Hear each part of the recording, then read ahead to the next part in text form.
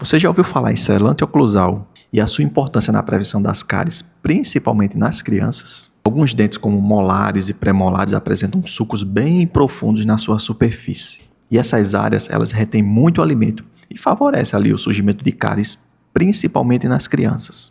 E o selante oclusal, ele funciona como uma barreira ali física nessas regiões de retenção. Sem falar que esse material ele também fica liberando fluo, o que favorece também a remineralização desses dentes, deixando-os cada vez mais fortes e menos suscetível à cárie.